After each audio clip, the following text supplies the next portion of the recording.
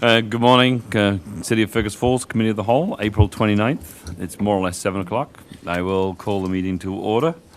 Roll call, please. I'm here. Here. Here. Here. There. Here. We have Here. we have a quorum. You got 10 people here. Full house. That's all right. Keep everybody on top. Ready to get this done. Yep.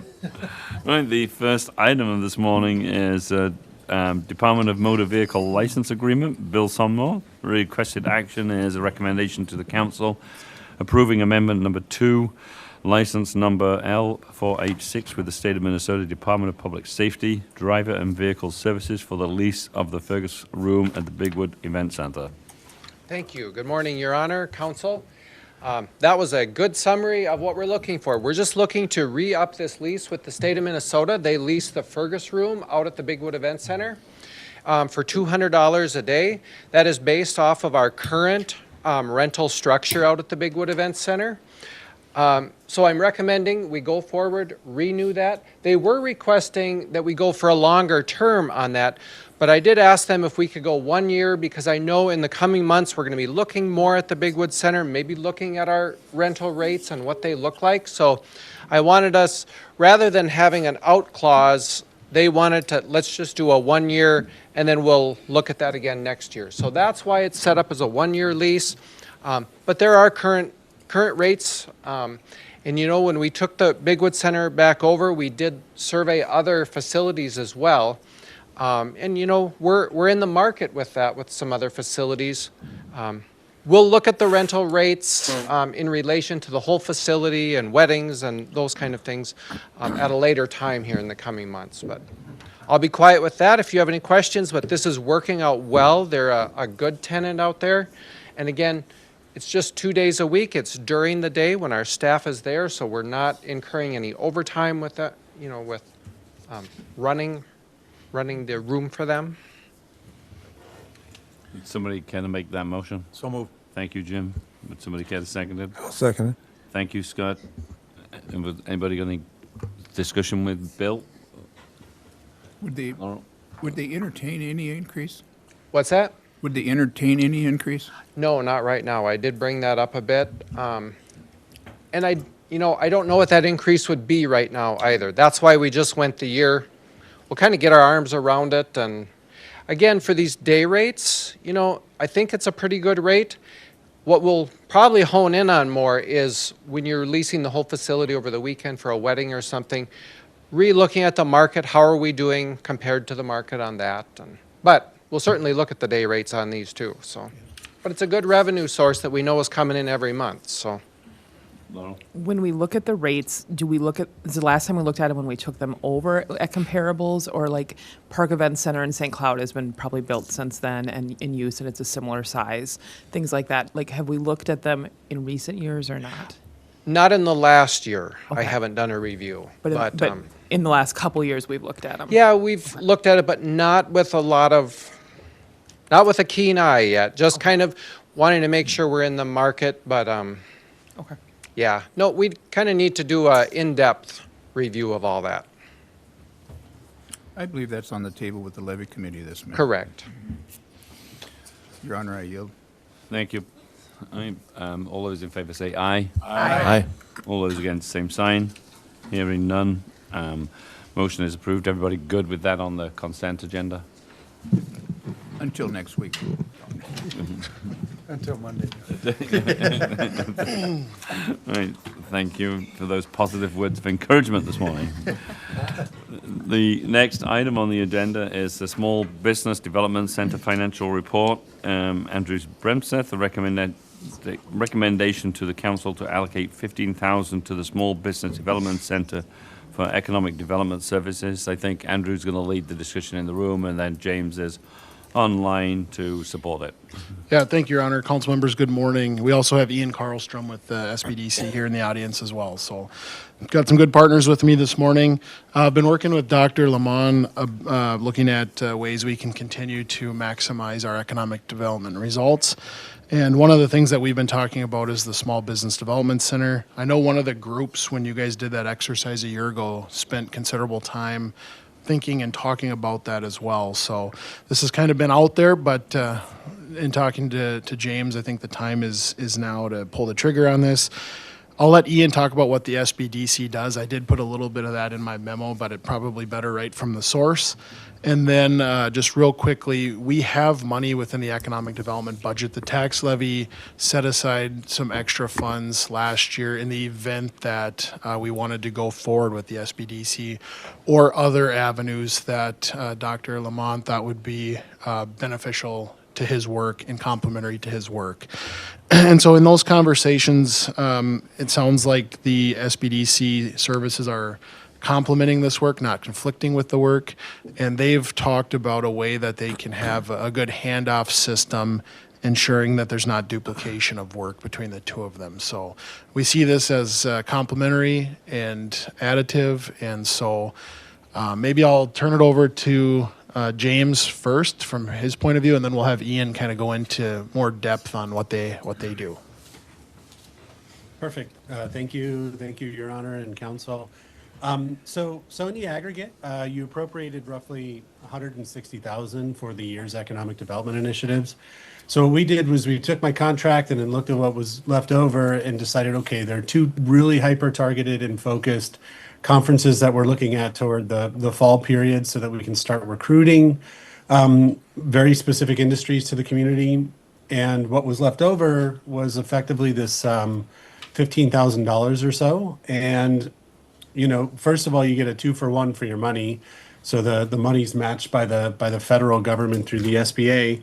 And secondly, when you look at the projects we're working right now in sort of the more strategic layer of economic development, it's not that we're leaving behind, you know, the small mom and pops who need a business plan maybe to get their first company started, but we're not giving them 100% full focus because we are focused on, you know, half a dozen expansions, quite a bit of retail recruitment activity, as well as a few other hyper-targeted economic development initiatives that are more strategic. So what Ian, who will speak here shortly, and his team can offer is that element where someone sits down with a professional, actually develops a business plan using a software that is typically recognizable by banks that immediately is assumed into their system so they can get their first business loan or something like that. So if you're to think of it from a continuity perspective, the business starts with them, they develop a pro forma and a business plan. A good example would be a value-added ag project. The mayor, myself, and a couple of others have been working.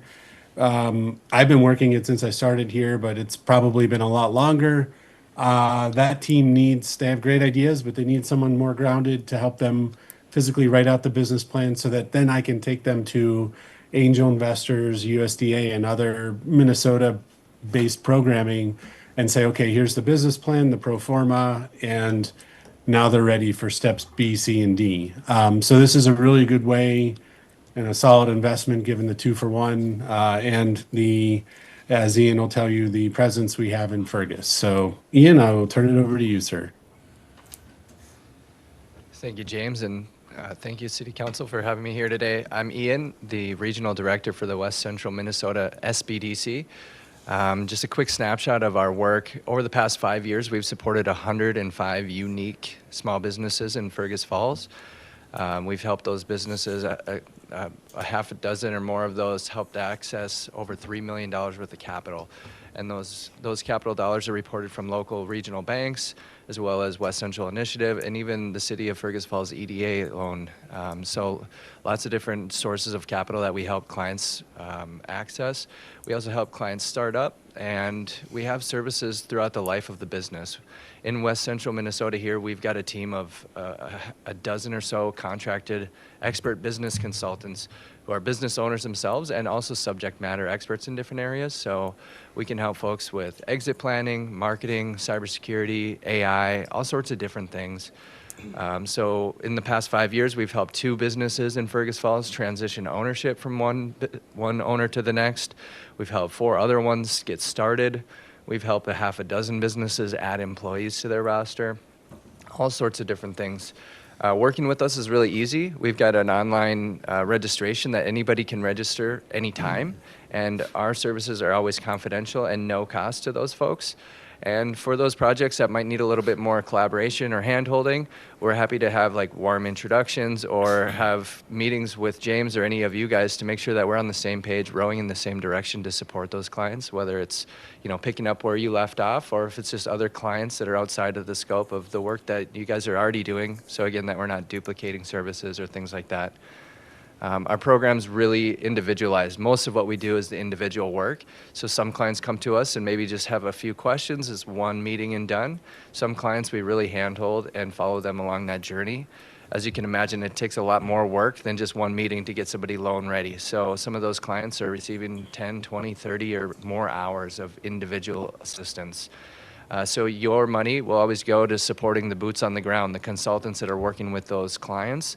And like James said, our SBA money is backed to match your money, and that really goes to supporting our overhead, keeping the lights on, paying my salary, and doing all that stuff that's indirect or ancillary to make sure that the consultants and the clients can just worry about the good work they're doing here.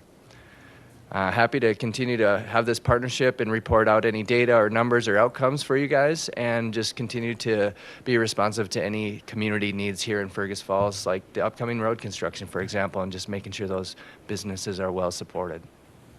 Any questions for me? Oh, maybe if we put a motion on I'll the make a table. motion to go forward with this. Thank you, Laurel. I'll second it. Thank you, Scott. Any questions of Ian, James, or Andrew? Yeah, thank you, Your Honor. I appreciate it. Well, first off, thank you for Ian. If you've got a second, I'll take a couple questions if you're all right with that. Thank you for being part of the community and doing what we need to do for small business stuff on that end. Do you plan on having a pretty direct, straight line with Dr. Lehman and in discussions? I mean, where you guys are phone call ready, just back and forth with stuff? Is that kind of the goal between the two of you, I would imagine? Yeah, we've certainly been on touch, and that is the goal, and to making sure that he can stay focused on the work that he does, and we're there to have his back if he's ready to offload a client, or if he maybe has that first meeting ready for him and can scope out the work, we can really pick up where he left off there. Okay. How does someone in the community, if they walk in the door here, they just move here, how do they get from here to you? I know if they reach out to a council member, I know if they reach out to Dr. Lehman, they can get to you, but how would someone get right to you in the community without being in touch with one of us? We don't currently have an office here. Our permanent headquarters, I guess you could call it, is in Moorhead at the M State College. We do have a meeting space here in this college, but we do a lot of word of mouth. So we do our best to make sure every banker knows our name, you guys, James, and all those typical, I call them kind of the front doors. You know, where do people walk in proverbially when they're ready to start a business?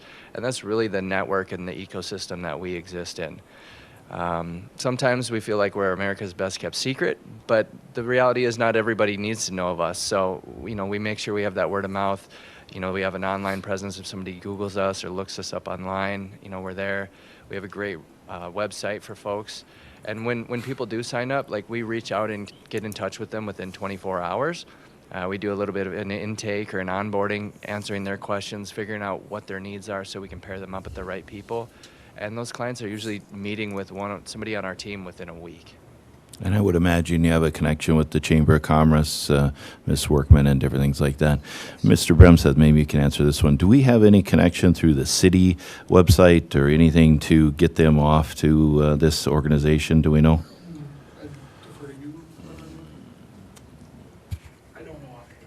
Yeah, like Ian was saying, it's mostly word of mouth. So when people come in to City Hall, I will direct them to the SBDC. So we have brochures that Ian drops off for us, and we hand those out. Well, we certainly can add as a resource on our economic development page, a connection to your website. Folks can go out. Yeah, I'll leave it to you and Dr. Lehman on what is the best to do it, but I just want to make sure that this was the one component that this was the one component that when we went with an independent consultant as our economic development advisor, I was concerned about this component, making sure that we had the small businesses taken care of. And so whatever we can do to just kind of enhance that and make sure we're taking care of them would be a plus, and I know we're all doing that. Thanks. Any other questions, I have Mark? one. Yeah, Ian, how big is your territory? I believe this is statewide? Our program covers every county of every state. Yes. My West Central region is the same 9 counties as you're familiar with, like this, the shared same footprint as West Central Initiative. Yes. I've worked with you guys for 100 years in my prior life. Bishop's come a long 200 ways. years old now? Pardon? So you're 200 years old now? Yes, yes. You've weathered I feel like it. Yeah. In Fergus Falls, how many clients have you, in numbers, have you dealt with in the last year or so? I'd have to get back to you in the last year or so. I took a snapshot of the last 5 years, That'd be and there was fine. 105 unique clients over the past 5 years. Okay. That goes up and down depending on, years ago, Greater Fergus Falls was kind of that front door. Now they're not there, so, we're it might go up and down, but Yeah. 105 over the past 5 years. In addition to your other obligations outside Yep. Fergus Falls, yes. Right. So just last year alone, we served 456 unique clients throughout our whole 9-county region. Well, I appreciate your service. Again, I'd like to see a little better direct, if you will, communication from, I mean, a new guy starts, he's blind. He doesn't know where to go. Right. So I appreciate your service, Dr. Lehman. Thank you. Thank you. Laurel? When our group met with you a year ago and recommended this to the city, and thank you to the tax levy committee and the staff for recognizing this is a good idea to go forward with, I think it is. There were 3 tiers of options you presented to us. Can you remind me what tier we're slotting in at now? And I know when we talked about it, it was kind of a stair step of start here, move up. I'm hoping that's kind of in the plans. Some of the tiers came with like a dedicated staff person, maybe office hours in City Hall, things like that. Where is this plan slotting in versus what the different tiers and what comes with them? That's a great question. I don't specifically remember the tiers, but the essence of that is this model is flexible to work with what you guys want. At this level, $15,000, for example, that's a significant investment in our team, and we want to make sure that we're there bending over backwards for whatever needs you have.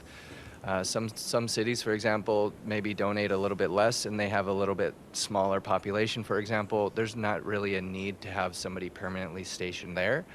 But at this level, $15,000 is the amount of money that it would fully cover one of our consultants to support our average ongoing work, in addition to some, maybe some workshops, cohort programs, things like that. And the idea is every city needs a little bit different. Some cities really want us in their back pocket, meeting in their space so they can visibly see the clients walking in the door. Some cities want more of that arm's length relationship. So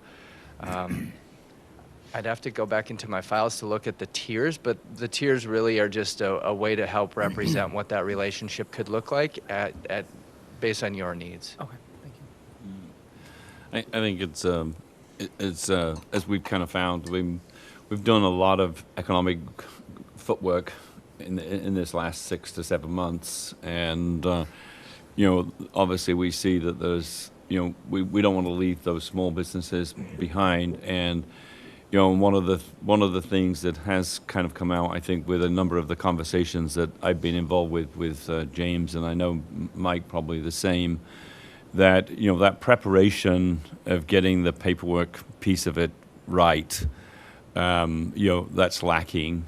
And so if somebody can help guide that up and coming entrepreneur, in just helping them dot the I's and cross the T's, so that when it gets presented to a financial institution, then it's a lot smoother, and there's less of those embarrassing questions about, well, where is this and where is that. And I know, from a BDF point of view, business development and our own loan program, that's, if you talk to Jeff Stanilowski, I mean, that's kind of one of the kind of criticisms that he will have, is that somebody's coming for a loan. And, it would be a lot smoother if the preparation and some of that upfront work was done. So I think it's a good call. So with that, all those in favor say aye. Aye. All those against, same sign. Hearing none, the motion is approved. Everybody good with consent agenda for that item? Thank you. Moving on, HRA update on housing study and up and coming grant opportunities. Michael Olson of the HRA, you with his second quarterly report of the year. Thank you, and welcome, Michael. Good morning, Mayor Hicks. Good morning, Council.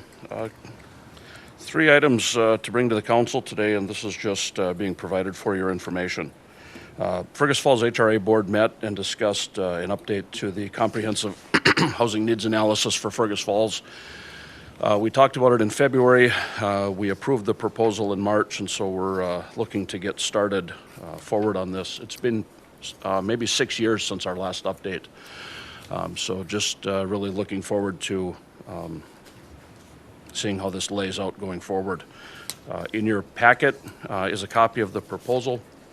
So you can see some of the components, maybe tying into today's conversation. We've got a couple of components that I think I'm interested in seeing as it relates to the conversation on economic development, which would be the traveling in and out of Fergus Falls for employment. And then one of the other components that I'm interested in is recruitment and retention and how housing ties into that with our local businesses. So along with that, of course, we'll be looking for, part of the study will be, existing inventory, age and condition, inventories on affordable components, and then forecasting out for, all of the different categories for needs, whether it be single family, market rate,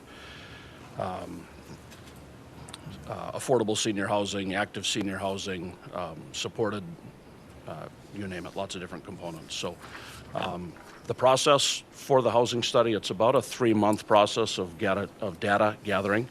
And then early in the 4th month, we would expect a presentation from the firm that's doing the study for us. So we'll be in touch and scheduling more as this comes together.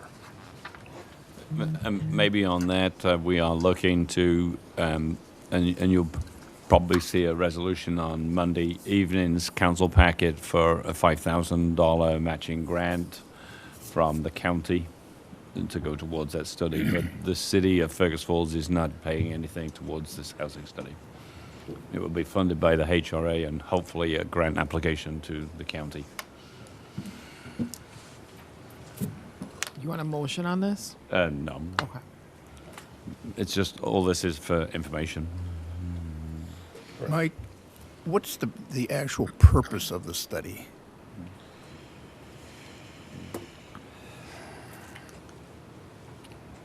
Fair question. From my view, the purpose for us is really to help guide the planning process for what we need for housing in the city over the course of the next 10 years. So our analysis will include today's inventory, and we'll be forecasting needs. If memory serves me, our forecast is looking at needs out to 2036. So, I'm not ready to speculate yet on what those needs are, but it'll just help us create a plan that says, across each of the different housing model types, whether it's single-family owner-occupied or whether it's multifamily or other affordable options, it'll give us a target for what we anticipate need to be over the next 10 years, and then we can start looking at a plan to how we get there. Well, I appreciate your communication with me earlier on this topic, and I think everybody understands my position. Studies, to me, is just corporate fluff. Unless there was a real need for this study, for future grants or other fundraisings. Had we spent this kind of money, and I don't know what this study cost, but if we'd have done this right before COVID, it would have blown up in 2 months. HRA knows what they're doing. Don't get me wrong. I appreciate your work, but I'm just not I'm trying to figure out what benefit on a study like this can bring to the table. It's your money, but to me, I just think it's more corporate fluff, and those money should be spent really hands-on on the dirt. Doctor? Sorry, you can't see me. I'm not physically in the room. If I may, Your Honor, I'll just give you a quick example of how I could have used this. Yesterday, I did an internal analysis because we do have people interested in developing, or at least looking at whether it be Stanton or even, and I don't want people to get excited, please don't, but there are people starting to look again for different uses at the RTC. And what I did, just being fully transparent, is I used a corporate study that was done roughly 3 years ago for a developer who's interested in developing in Fergus Falls. We can't use that because it's proprietary to that corporation. But what I did was I took it, I extrapolated the data, and then I took the pipeline of the jobs that are in our job creation pipeline based on the expansions and anticipated growth, because I do incorporate one or two eventual sightings, meaning for companies here. And I'm using that data right now to work with developers who are pulling from different pots of money around the country to try to get some excitement here in Fergus. One other piece, just to answer the grant question, we're not going to make it, obviously, due to timeline, but there's a really amazing grant opportunity right now with the state of Minnesota that's due on June 2nd for housing developers. And the issue is they're going to want a housing study that's a little more current than what we have today. Again, I can't use the proprietary one. But if this were next year and they had that money available, then we would have that document to go in with a developer with an actual plan. Without that, they won't fund the project. But anyway, I'm just telling you from my experience what I'm seeing. I'm a little probably more bullish in terms of what we can anticipate over the next few years in terms of housing needs. I think we're going to need more. That being bullish versus, people think we don't have the stock, but we're actively looking at various areas that I think we do. Not every classification of housing meets that requirement. For example, that corporate study, when you looked at like entry level and mid-level housing, it had about a 2.5% to 3% vacancy rate, which is well below the 5% of stock where you want to be. But again, that's 2 to 3 years old. So the more data I have, the better I can push developers on my end to demonstrate a need beyond just the data we're extrapolating. So I'll just stop there and let you know I could have a use of a more modern study, and if you're not paying for it, at least in the city level, I mean, you're technically paying for it as either a Minnesota tax resident or county resident. But at the end of the day, that data is going to be useful, I think, for our discussions regarding the dairy property, Stanton, and then eventual, I think, activity at the RTC. Thank you, James. Doctor, I appreciate that input. Again, it gets to be as I have talked to Mike, it goes broader than, if you will, just a study for them. I mean, there's investors, other grants. These guys like to look at these numbers, and that's a little bit out of my vision. But if it's helpful, I'm totally supportive of it. But on a micro basis, we know that it's just fluff. But I appreciate it. Thank you. Mike? Michael, I had a question for you. I think you said early on, and I apologize if I didn't hear it right, you're going to look at kind of what type of demographics or individuals are going out of the city to work, possibly, say Wapaton, Alec, Fargo, and then it's looking at the demographics and the people coming in too. Is that correct? That was what it was? Okay. Dr. Lehman, when you look at that, are you going to be able to take that data and kind of turn it towards manufacturing? Say we're looking at a trailer manufacturer, say we're looking at another industrial type of setting. Are you able to take some of those numbers if it shows everybody leaving or a good portion that are leaving and say, hey, we probably have that workforce here? Because how else are you going to be able to determine if we have that workforce here for that company that we'd like to bring in? Is that possible to use this type of study for that or not? Your Honor, Councilmember Mortensen, it is. We can, from the traffic perspective, I think we can probably get within 80 or 90% using placer data. But what this gives us is the socioeconomic criteria to look at a developer and say, look, you do $250,000 to $350,000, I don't call them, twin homes or, X, Y, or Z type of homes. This is the traffic data. This is what and I can tell you each one of your manufacturers are screaming continuously for more employment pools. And so this gives us sort of that last credible piece, if you will. Whether, I mean, I'm kind of half with. I get it. A lot of these studies are, data wise, it's more of just a prerequisite, kind of like, hey, I want to take Math 101, but well, you needed to take Math 100. Well, I already know all that. I mean, we have a good idea of what exists, but it's one of those things where yes, it gives us the ability to walk in and say, this independent consultant for the county did this assessment. Here's the traffic data. Here's the demographic data concerning, the gap here for say $250,000 to $400,000 homes. This is what you do. How do I get you to do something here? I've got the market data necessary to get you there. Do the developers have this data? Yes. I mean, I'd be lying to you if I didn't tell you they don't have the data. Why? Because I just told you I've been using some other developers' data to extrapolate the business case for this particular project. However, the state of Minnesota or the USDA, they're not going to use the developers' data. They're going to want this independent study that doesn't stink of, hey, you're creating demand. So yeah, it's kind of one of those things where it'll give us another angle or a couple of new insights. But it's really the document we're going to need more or less to check the box to get, for lack of a better term, someone else's money here to build those houses. But the data itself, we can probably figure out on our own.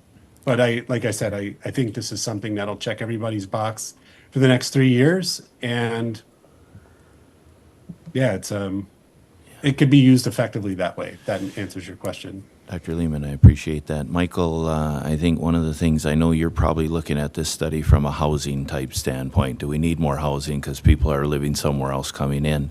And I appreciate your position with it. I'm really eager to see this study from a manufacturing economic development standpoint so we can show that, hey, we have some of the workforce right here. They're going other places to work for Bobcat and other things and stuff like that. So do you know when this study will be done? The proposed timeline is a 3-month study. Okay. So May, June, July are likely our data collection and finalization. I would assume maybe July or August we'll have results and be ready to schedule presentations. All right, I appreciate it. Laurel? Is Maxfield who your final decision is? I think it's a good choice. I think they're well known in the industry and by developers, so I'm very happy. I just wanted to verify that's your final decision. It is. Awesome, thank you. All right, let's move on. Okay, moving on. So a couple of homeowner rehab opportunities or programs that Fergus Falls HRA administers, and I just wanted to bring it to the council's attention, in a more formal process. One of the programs that I'm about to speak of is a program that we always have available. This is available citywide to residents that qualify by income. This is offered through Minnesota Housing. The Fergus Falls HRA is a local program administrator. There's two loan pools within the same program, the RLP and the ELP programs. It's the rehab loan program and the emergency loan program. The rehab loan program has a loan amount available up to $37,500. It's a 15-year term at 0%. We refer to it as a deferred loan, meaning that if a homeowner takes advantage of the programming, if the home stays in their name, there's no sale or no title transfer, then this loan is forgiven at the end of that 15-year term. So if the homeowner sells within that term, the entire balance is due and payable back to Minnesota Housing. These are programs designed to take care of what I would call deferred maintenance or rehab items. So we're not going in and doing the fun kitchen and bathroom remodels. These are roofing, siding, windows, doors. Typically health and safety items get covered first. So radon testing, lead-based paint, smoke alarms, electrical upgrades, and then more of the deferred. I look at sort of a top to bottom outside in approach. So we're looking to stabilize roofing that's outdated, siding, windows, doors, and then when we get moved inside,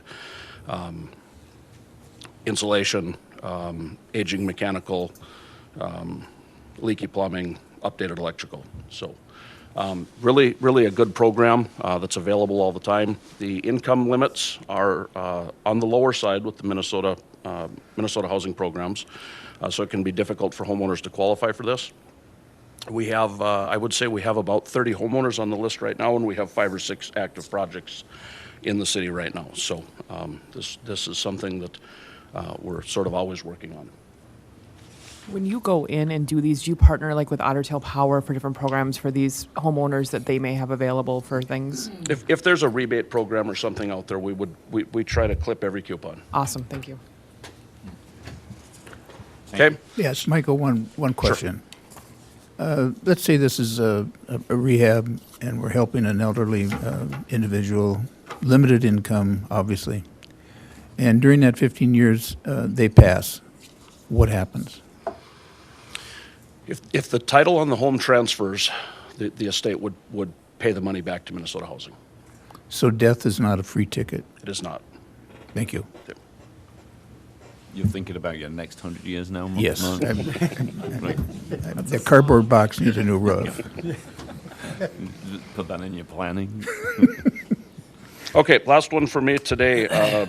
Minnesota DEED offers an annual application for the Small Cities Development Program grant. We have not had an active small cities grant in Fergus Falls now for maybe 5 or 6 years, so we're thinking it's time to get back at it. Couple of things to point out about the Small Cities Development Program. Fergus Falls is a large city in terms of the Small Cities Program, meaning that our population is too great for us to apply for a citywide grant. So we have to take a neighborhood approach to a grant like this. So we do a simple windshield survey, kind of driving around looking at conditions and try to find neighborhoods that look like they may need some assistance to improve conditions. One of the thoughts that I had as I approached the neighborhood for this year's application was the inclusion of our downtown business district so that we can work on a comprehensive application. A comprehensive application to Minnesota DEED for a small cities grant is 2 or more eligible activities. So we'd be looking at commercial rehab, and then we'd be looking at rental rehab and homeowner rehab. By including all of the eligible activities, we could potentially write a grant for up to $1.4 million for the survey area. So I'll be working with GAS on the mapped area that I've provided. We'll get addresses out, we'll get a flyer out. The flyer will ask people in the survey area some very simple questions. Household size, household gross income, if they have deferred maintenance items, if there was grant money available, if they'd be willing to participate in the program. A few other odds and ends that would be tossed in there. The goal generally for us to think about writing a successful grant application is developing a waiting list that would prove that we have approximately 3 eligible applicants for every project that we hope to complete. So if the goal were to do, let's say 20 or 25 homeowner rehabs, we would be looking to have between 60 and 75 homeowners on that wait list. So the data collection, the participation is a pretty important part here. So like I said, I'll be working with GAS on this neighborhood. We'll get a flyer out, and then it'll be walking around for me, knocking on doors and seeing who's willing to participate. So no obligation to the city on this. If we're fortunate enough to write a competitive grant and be awarded, Fergus Falls HRA would likely act as the program administrator for the city, but we would be applying for these dollars on behalf of the city of Fergus Falls and just helping with grant administration if that were the case. So. Your Honor, a question. Is that something we can apply, like identify a neighborhood each year and apply for? Like, is that something that we could do every year and keep putting our name in for? I would say every 2 years would be about as quick as we can do a turn. We can only have one open grant in the city at a time. Okay. Each grant is allowed about a 30-month time frame from execution of the grant award through the completion and auditing. They give us 30 months if we're awarded for the full process. So, if we were nearing completion within the second year, we could begin surveying and writing and keep rolling. But one open grant per city. What can the city do to help you, if anything, to be able to do that every 2 years versus every 5 years? Because I think that's an important thing to have available.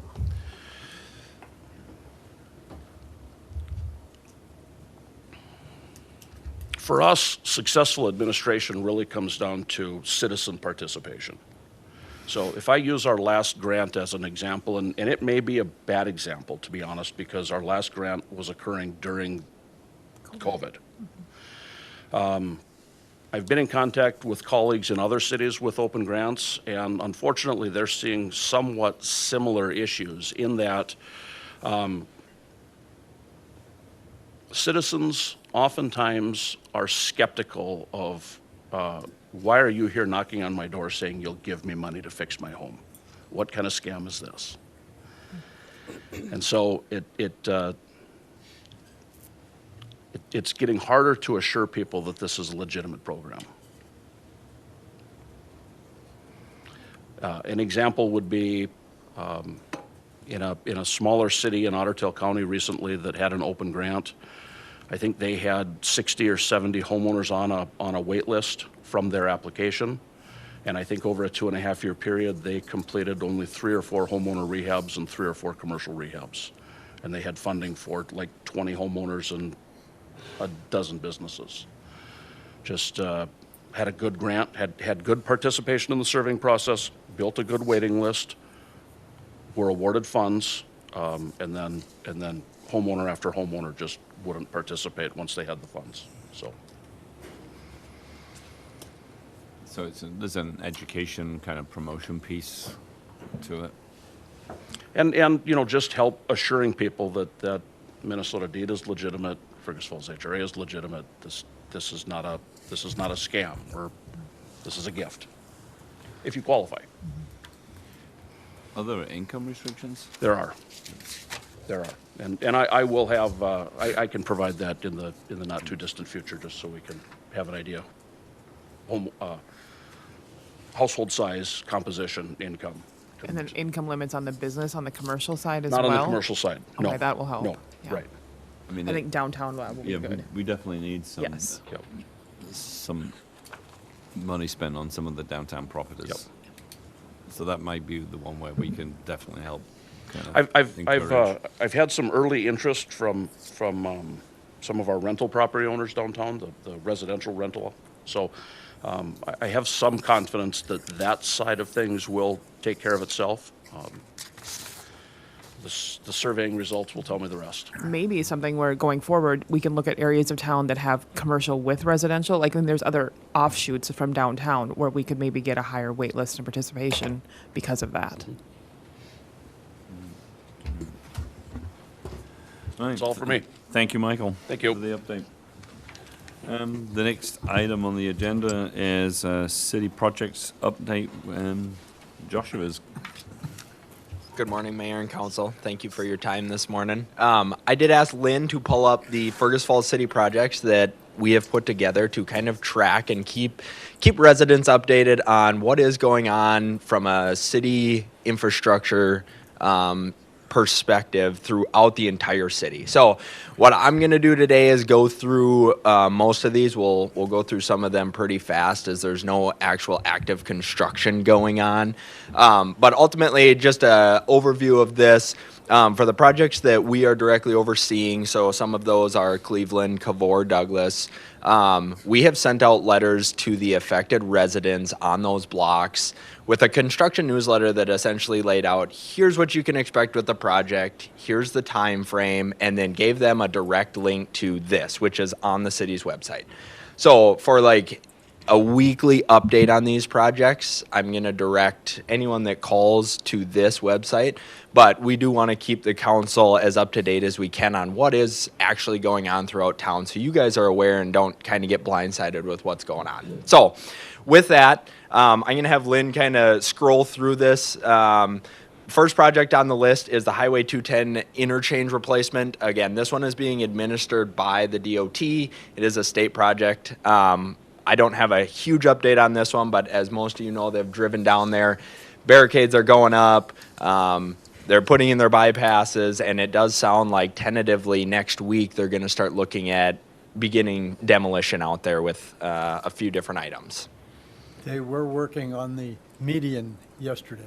Yes. Yep. So it's going to get busy down there. It does sound like they're going to keep two-way traffic open throughout the duration of the project on 210. But at some point here, the interstate interchanges will actually be shut down. A week from today. A week from today. The second one here is the Lake Alice Grit Chambers.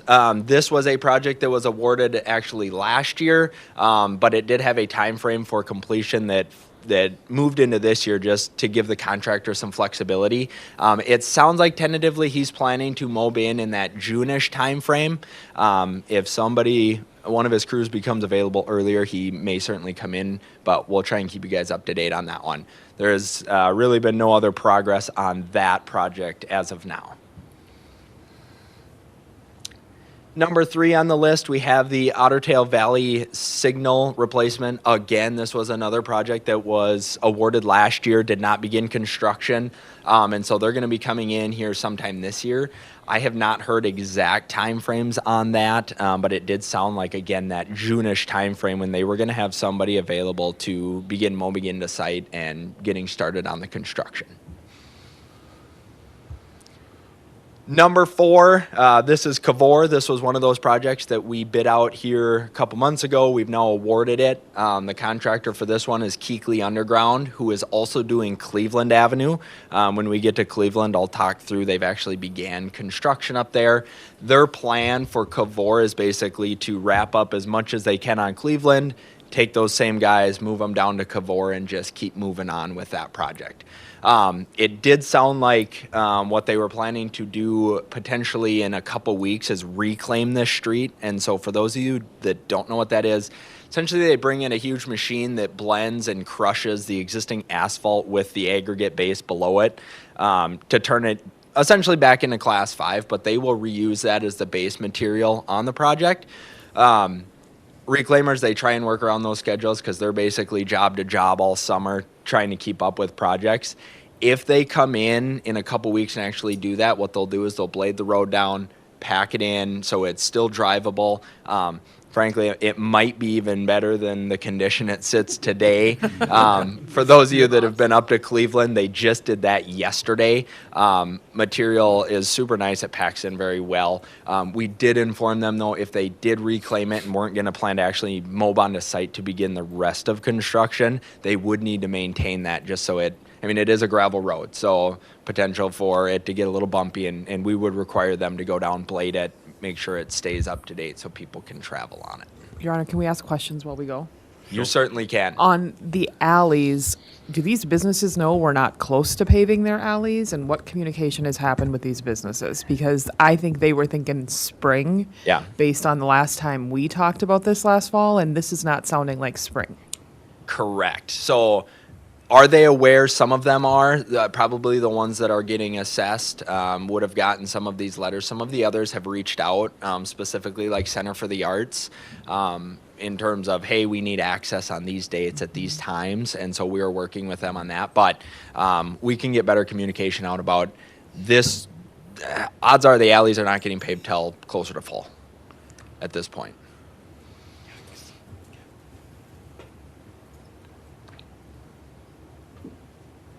Okay, Junius Avenue. This is the project just up the road here. Again, a project that actually began construction last year. What they have left is punch list items, so cleaning up boulevards, sidewalks, stuff like that, along with the final wearing course on that project. I have not heard from Interstate on when the contractor's actually coming back in. Typically, they're not going to come in till late May, June when it's warmer out. Contractor will come in, do all his cleanup stuff, and close the project out. So we'll provide an update with that when we hear from the contractor. Landfill demolition, again, another project that was awarded last year, moved into this year. No time frame on that. They actually had the pre-construction meeting, I believe, last year with this project, and we have not heard time frame on when they are going to come in and begin that work, but we'll provide an update when we have one. Number 7 on the list is Cleveland Avenue. This is a project that, as many of you know, is under construction now. Couple things that happened even before our contractor moved in was the gas company came in and they're replacing all of their gas mains along with services from Franklin all the way to Fur Avenue. We're working in coordination with them right now just to make sure what they have in place right now is a poly pipe that doesn't have tracer wire on it, and so it's very hard to locate, or impossible as the gas guy puts it. And so the last thing we want to do is have our contractor come in, blow the whole area up, and be hitting gas mains all over. It sounds like this gas actually services like Woodland Heights and out in that area. So if that had to get shut down, it's a little more of a headache for the gas company than anyone else, and some inconvenience. And so the gas company has indicated they need about 2 more weeks before they have their gas completely replaced. At that point is when we will see the contractor really start performing underground work. He's doing as much as he can up until that point. Like I mentioned, he has reclaimed the streets, blade that out, get it compacted in, but he's not going to begin his full removal process until that gas line is out of the way. It sounds like it's right under the existing curb line, which is never ideal for construction. And so just mainly for safety of everybody, the contractors decided to hold off on taking out everything until that's taken out. So. I have a question on that one. Yes. That gas question maybe answers this. As far as the scope of the project, the pavement part is from Franklin north to Fur. Correct. But there's activity and holes made and stuff happening between Franklin and even Cecil. Correct. And so, but the pavement's not going to go down to Cecil, but there's lots of holes and lots of stuff happening there. That must be related to the gas, or is it something else? Correct. Yep. So the gas company has come in, and I don't remember how they determined their extents. It's not part of our project, but yeah, they came in soon as they could and started, I believe, it was the block further south. And their initial plan was actually to go past Fur and another block further, but they've decided to hold back on that. So pretty much anything outside of our project area that you can see here, right, Fur down to Franklin, that is disturbance by the gas company or another company in the area. Number 8, so this one's Douglas Avenue. Again, one of those projects we awarded here this spring. Ryan Contracting was the awarded contractor, and he has indicated that late June, early July start for this project. So we'll provide more updates as they provide them to us, but that's going to be a mid to late summer start to completion. Pebble Lake Road, mill and overlay. So again, this will be from the roundabout down to Lincoln, I believe, and then Pebble Lake Road all the way to 210. This project is currently into the state for review. Once we get that back, we'll go out to bid and then hopefully get this one constructed this summer. D Lagoon Park improvements. For those of you that were out at the ribbon cutting yesterday, I'm sure you really enjoyed driving on that road as you came into this beautiful park that we have. Again, this is a project that is in the state's hands right now. We have received initial comments back, so once we get those back to them, we should get approval and then be able to move forward with design and construction this summer. As a reminder on this one does have the state park road account funds that were allocated in like 22-ish that will help fund this project. So we're looking forward to getting this one going and really improving access to D Lagoon Park. Can I ask a question on that one? You sure can. Can we get a sign out there that says, pardon our mess, our road's going to be replaced? And, for people that are not from the area, that maybe are going to look at rebooking a year from now, and maybe they don't like driving their very expensive camper on that road. Can we do some signage out there so tourists see that is coming as an improvement?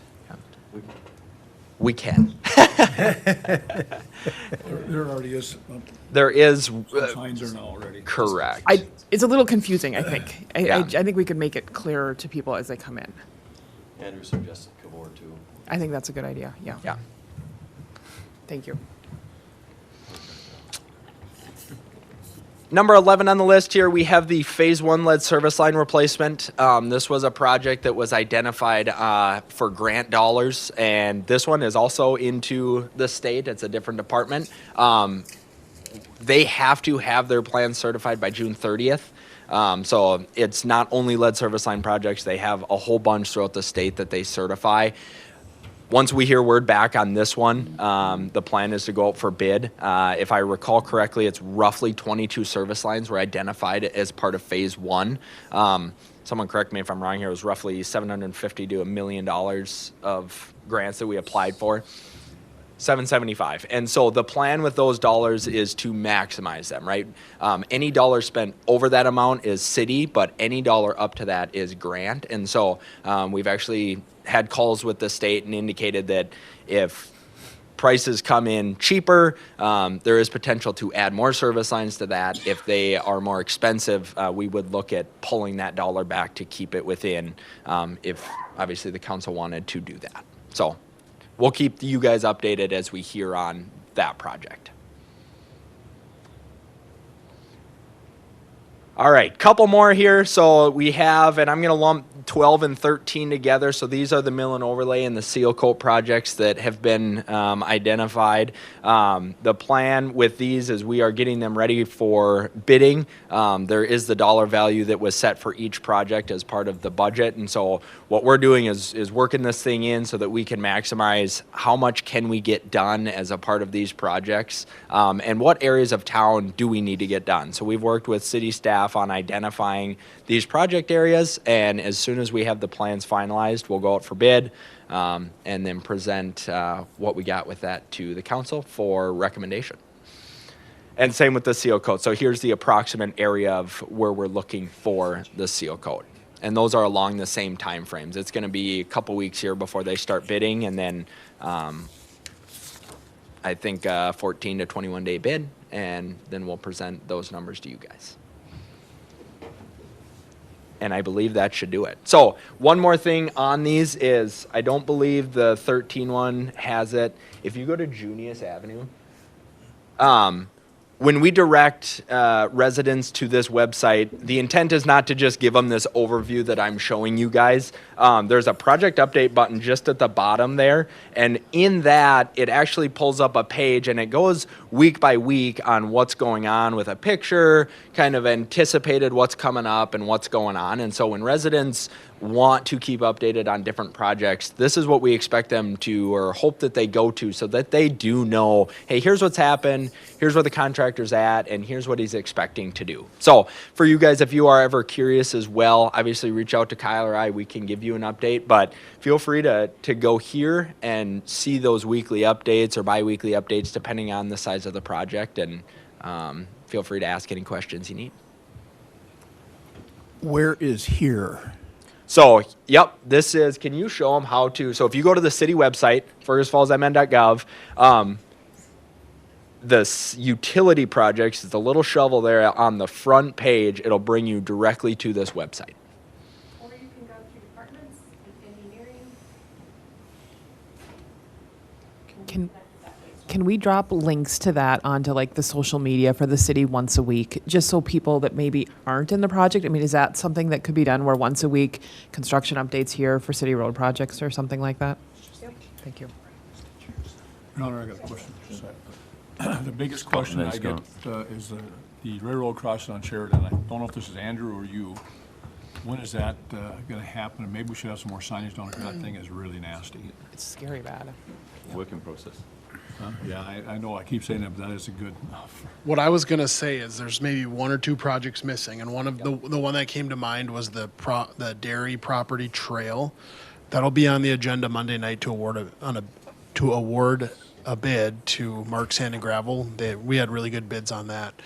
So you'll see that, and that ties into the rail crossing as well. Kyle's working with the railroad. They have a consultant engineer, Benesh, that's helping work through what the design looks like. So if you recall, in order for us to get the crossings we want into the dairy on Broadway and St. Andrews, we have to be agreeable to the improvements on Sheridan and Union, sorry. And so Kyle has submitted a plan for that, and the next step is to have an on-site meeting with the railroad, which we're hoping happens any day. We haven't heard back now for about 10 days since he submitted that.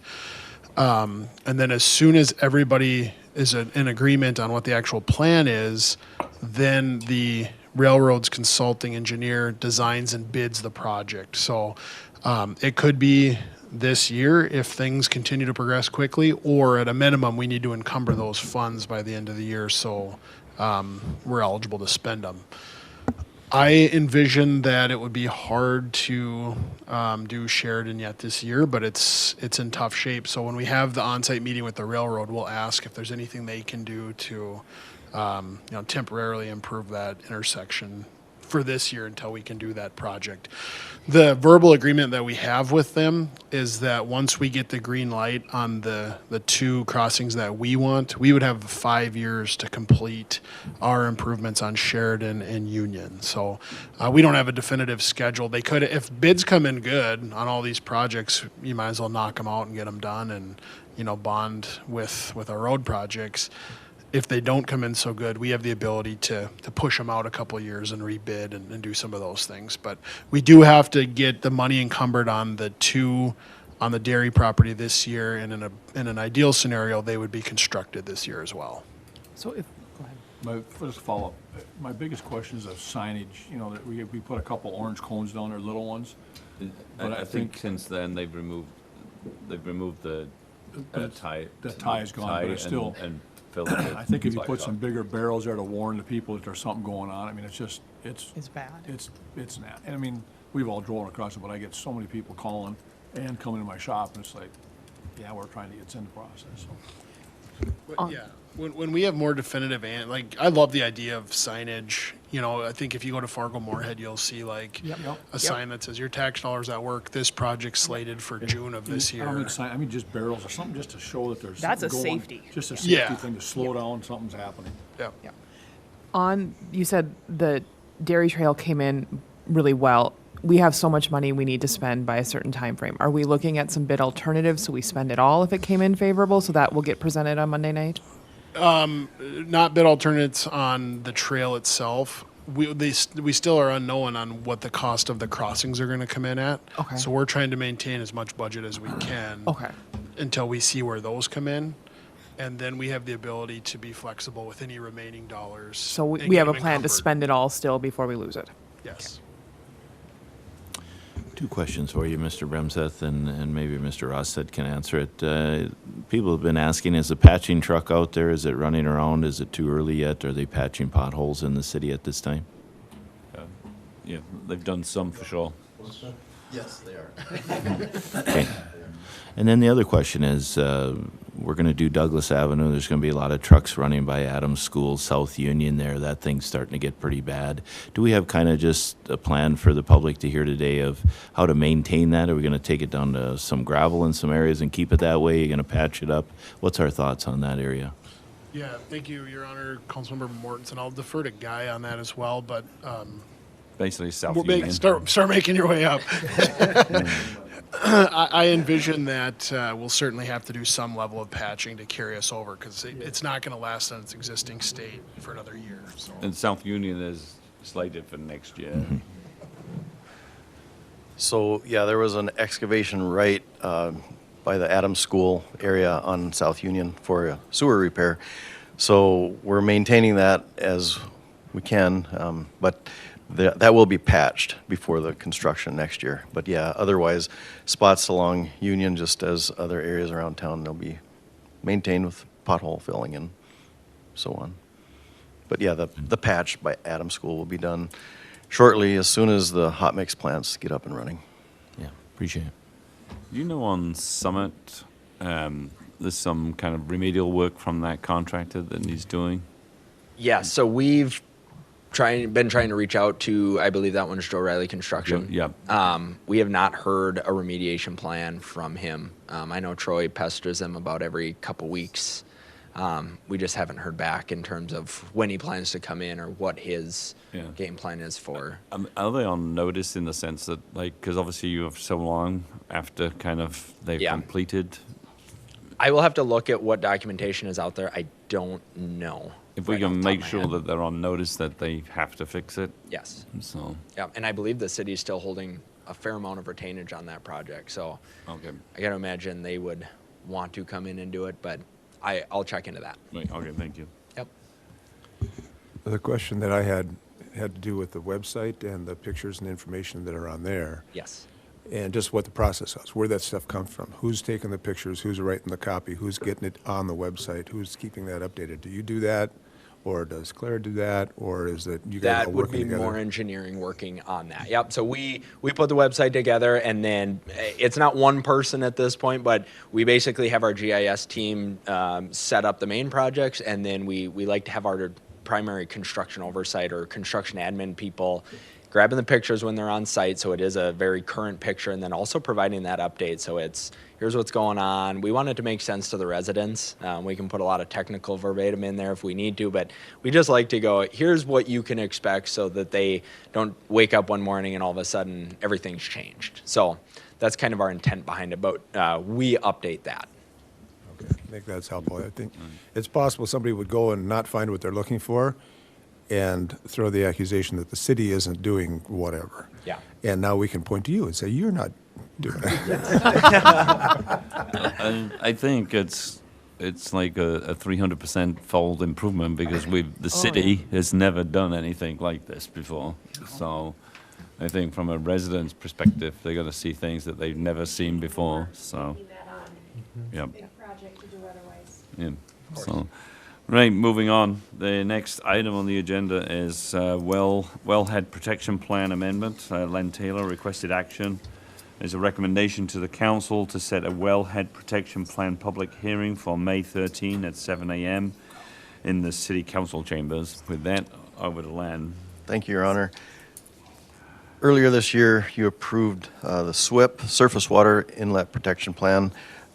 As that protects the surface water, the Otter Tail River and Wright Lake, Hoot Lake, this wellhead protection plan protects the water, subsurface water. So we look at things like abandoned wells, septic systems, things like that, fertilizer plants, feedlots, anything that can contaminate our underground water that would eventually get into the aquifer and get to our well at the water plant. So this plan currently that we're under was implemented in 2017. We have to, by law, every 10 years update that plan. So just need to set this hearing for May 13th to kick off that update to the wellhead protection plan for 2027. Would somebody care to make that motion? I'll offer that. Thank you, Laura. I'll second it. Thank you, Laurel. Any questions of Len? This is another one of our state things, so with that, all those in favor say aye. Aye. All those against, same sign. Hearing none, the motion is approved. Everybody good with that on the consent agenda? The next item is declaring Chris Tungseth Day, May 6 as a community festival, and Andrew Brenseth will give an update on that. Yeah, thank you, Your Honor. Council members, if you haven't heard, you're probably living under a rock, but we have a local gentleman that's in the top 5 on American Idol, which is super crazy, incredible, exciting. When contestants reach the top 9, producers from the show start to reach out to the hometowns of each of the contestants. They work directly with the city governments. And so a few weeks ago, we started dialogue with producers of American Idol. If contestants make the top 3, they go to those communities and host a hometown celebration, including a parade and a concert. And so they talked to 9 because the timeline in which everybody's working is really kind of a crazy one, so you don't have a lot of time to prepare. And Chris Tungseth, who is our local American Idol celebrity at this point, has gone from 9 to 7 to 5, and they're continuing to hone in with those communities on what these celebrations may look like. So as recent as yesterday afternoon, we had more conversation with them as we kind of dial things in. And where we've landed at kind of a high level is a 5:30 parade on May 6th and a 7:30 concert behind the Kirkbride. There'll be more information forthcoming as we make some final definitive decisions in the coming days. And then, of course, where the timeline gets pretty crazy is we don't find out until about 8:59 p.m. on Monday, May 4th, They travel Tuesday and the event is Wednesday. So we're doing a lot of legwork in advance of that, anticipating that Chris will make the top 3, and there's a lot of excitement around that. If Chris does not make the top 3, we will still have an event. It will not happen on May 6th because he does have some obligations to the show through the finale on the 11th, but our hope would be to do it shortly after he's released from his obligations in Hollywood and he's back in the community as a welcome home, homecoming type event. So all the planning's not for nothing, but it'll be dependent whether or not that happens on May 6th. The reason we're asking to declare this a community festival is because with that declaration, we can provide things like barricades, garbages, city services, staff time, some of those things. The city is technically the host of the event. Like I said, they work directly with the local government, and there's no budget for the event, so it's kind of one of those like, holy smokes. I have to give a lot of credit to a lot of people. First of all, the Chamber of Commerce, as soon as they heard about this opportunity, they stepped up and offered to be the fiscal host. And with that, Lisa is putting money out now with the hopes that donations, business support, purchases of shirts, some of these things come through and help to make them whole. So they do have some exposure. They've taken that on. And then beyond the chamber, everybody that we've asked, we assembled a group fairly quickly after we heard the possibility, and we brought people in from different areas of Chris's upbringing that were important to him, Hillcrest, the college, people from the school district, his church, Uncle Eddie's, who is his former and current employer, Outstate Brewing, who he kind of went, he's worked for them, but also has kind of gone through their little performance circuit, and that's where he spent most of his time on the stage. And media partners and everybody to plan, and it's been amazing to see anything that we've asked about, people have immediately jumped and said, I'll take that on, I'll do that, I'll sponsor that.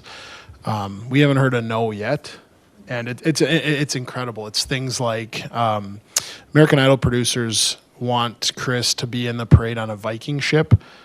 Lynn called Pat Scholl and he said, I guess I'm building a Viking ship. He just jumped right at the opportunity, and they're started on this Viking ship, so that'll be really neat. And I mean, it's dozens and dozens and dozens of community members that have said yes, whatever you need, or they've taken things on. It's just been an incredible showing of community and support, and I think Chris feels the love. If he doesn't, I certainly do, from the people that have rallied around the community, and it's exciting. So, Lynn, do you want to add anything? No, the community partners, and we've started with about 20. We are out of room to host any more events. People just keep, more and more people keep coming. Even if they aren't coming to our little meetings, we got a call from Evan over at Toast yesterday. I'll feed all the volunteers that work these events. Churches saying, as many people as you need, we'll provide those as volunteers. Nathan Johnson is another person we should also recognize. Pioneer, yeah. He's really stepped up with Pioneer. Yeah. He and Eric Johnson are taking on all the parade duties, which is awesome. Our law enforcement, They've been great. EMS, everyone's been great. There are volunteer opportunities. Nathan Johnson's coordinating that. We put a QR code on the city's Facebook page yesterday. If somebody's looking for a way to get involved, we need help with parking, crowd control, beyond law enforcement. We're going to have law enforcement all hands on deck. It's a significant event with a lot of logistical challenges, but we're working through those. Also mentioned Joe for Joe and Boots on the Ground. Yes. It was important to American Idol and important to Chris to have something with motorcycles, and Doe for Joe and Boots on the Ground stepped up big time, and I'm not going to reveal any sort of filming plans or non-public events that are going to happen. They're going to be here for 24 hours filming different areas and doing their thing, but the motorcycle groups are going to play a big part in that, and there's a lot of different people that have been engaged. It's just really kind of a neat and exciting opportunity, and honestly, it was really fun over the last week to see how the community rallied around. The mayor's put on a lot of miles with Chris, the 6.5-foot tall Chris, cardboard cutout. Those are all over. Those are being deployed regionally. I know one's going to Detroit Lakes today, Fargo, Alexandria. So trying to get the word beyond Fergus Falls, this is a big deal. I mean, getting that many eyeballs on our community, James talked about redevelopment of the RTC just briefly today. Hollywood eyes and nationwide eyes on that facility. It's going to look pretty darn cool from drone shots and a big concert. All these things are good tourism and economic development exposure. Sorry. Idol has told us prepare for 10,000 people or more that could attend this event. So we have a lot of eyes looking at Fergus Falls. We're really hoping that Fergus Falls puts on their best show, supporting him with the downtown area for the parade. It'll be the same route as Summerfest. And then the concert will be at the RTC, and Center for the Arts has been amazing. They're coming over here all the time to get the organization of that. But imagine 10,000 eyes plus Hollywood looking, the producers are fascinated by the RTC building. So it's another cool economic development thing we never felt would fall in our laps this way. Are we feeding them information on the history of the RTC? So if they do they have a blurb. Thank you. They won't do a blurb. They won't. I can't imagine, but if they say something about the history of the building. I was going to say, putting this in reality, they're going to film, obviously they want an hour parade. They want kind of a roughly kind of an hour, at the RTC, and then, they want to go to Pioneer. They want to go to kind of other things, and they don't want their schedule to be known. And they want to do, they want to do a lot of other things, and then it's all got to get condensed into 3 minutes. So, and I think, I know Al and I have had this conversation, but this would be a good time. Not only is it America's 250th year, but this would be a good opportunity for people to go out in their yards in the next 2 weeks and tidy up stuff. All those kind of these guys are basically going to take over the sky, videoing, with the drone. So, there's going to be a lot of people coming into town. So first impressions mean a lot. So, if you've got something, an ornament in your yard that doesn't really belong there, this would be a good opportunity for the community to put on its best face and mow the grass and, clean up. The city has swept the streets already post kind of like the winter. But there's a lot of people leave their cars on the streets, so, the sweeper goes round that. And so, there's leaves and dirt and stuff, still in the streets. Clean it up, take it to the dump. So, it's, we need to take some pride in our community, and this could be that opportunity to everybody rally around and get that done. To that end, having the best foot forward, I failed to mention the Walk of Flags That's as well. what I was just going to ask. So the theme of the day in the parade is red, white, and blue, patriotic. The Walk of Flags has agreed to put up the flags. They need volunteers as well, so plug for that. But really, thanks to them, Tony Rins is who we reached out to, and he said, "Yep, not even a hesitation, it's going to happen." So that's going to be a heck of a cool shot when people see that from a drone and throughout the community. The other thing I wanted to mention is this is the first time that anybody from Minnesota has ever been even in the top 10. So this is, I was like, can I lean on colleagues that have done this before, reach out? Nobody's done this before. It's that big of a deal. So it's really kind of neat. And Lynn has been in contact with some of the communities that hosted these events over the last couple of years in Kentucky, and we're going to talk to Louisiana. And we're learning, some good insights from people that have done it before, what not to do, what to do. And so those are helpful, but this has not happened in Minnesota before. So it does feel a little bit like Chris has become the Minnesota and the Midwest candidate, and I think that's the key to success here next week. Is the 94 interchange, is there any way we can push this thing out to the 7th to close that thing? I have multiple messages into MnDOT making that request, and I have not gotten a firm commitment on whether or not that can happen, but I wouldn't hold my breath. We've had that conversation with American Idol, and that won't prohibit their film crew in any way. And we're trying to strategically place parking locations, which are still to be determined, in ways that we would encourage people from like the Fargo area coming in on 88 and people from the other direction, ensuring that it makes logical sense for them to get off at 55, which is the roundabout exit. So we're trying to be strategic about where we're directing people that day to avoid that exit should we not get, the cooperation of the contractor and MnDOT to do that. It's a pretty big ask on a big project. Is that something, instead of just going to MnDOT, where we can start talking to Rasmussen and some other legislators to help make those calls? We could, the time frame is just so short. Right. And these processes take a long time, so we are working soon, well, a week or soon, to go to another logistics meeting to talk about some of these issues, and we're coming up with some contingency plans. The other thing that you'll see on Monday night is we're asking Your Honor to proclaim that as Chris Tungset Day in Minnesota, or in Fergus Falls, excuse me. And we're going to go with that date for the proclamation regardless, because it has to happen on Monday, and we're not going to know until after our meeting that night. So if he shouldn't make it to the top three, we're still going to celebrate that as Chris Tungset Day from a proclamation standpoint, but we'll have a community celebration shortly after when he's available. And I think that's the other thing too.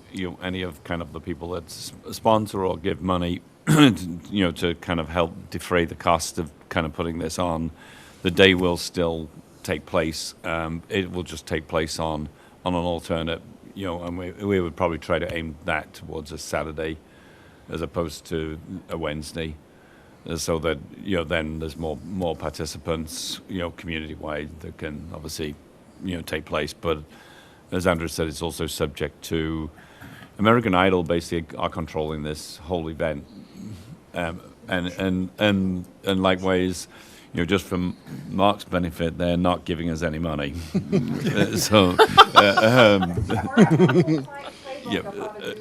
Yeah, we asked him, one of the questions we asked him was, do you have like a guide or best practices? And they said, no, but that's a good idea. And it really is a good idea.